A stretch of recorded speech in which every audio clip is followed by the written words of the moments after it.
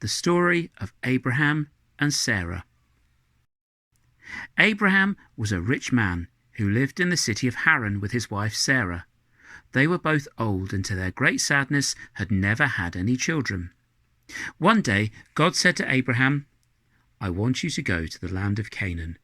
There I will make you the father of a great nation." Abraham didn't always understand what God meant, but he always did what God told him to do. Soon he started out for Canaan with Sarah, his nephew Lot, and his wife, and all their servants and herds of sheep and goats. It was a very long journey, but at last they reached the new land and put up their tents. At first there was plenty of grass and water for Abraham's herds of sheep and goats, and for Lot's herds as well, but as the years passed, the herds grew bigger and bigger, and there wasn't enough food for them all. "It's time for us to part," Abraham said to Lot. "You can choose where you want to go."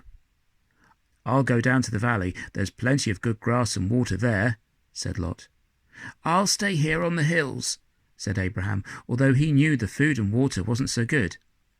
Lot and his wife said goodbye to Abraham and Sarah and led their sheep down the valley. God again promised Abraham that he would make his family into a great nation. One hot afternoon some years later, when Abraham was sitting in his tent, he saw 3 men crossing the hills. "Come to my tent," Abraham said to the strangers. "You can wash and rest there and have a meal." Sarah and the servants made fresh bread and roasted some meat on the fire and gave the 3 men bowls of milk and cheese. And when the feast was over, one of the men said, "We have a message from God for you. You and Sarah will have a baby boy." "We're much too old to have children," laughed Sarah. But the months went by, and Sarah gave birth to a son. She called him Isaac.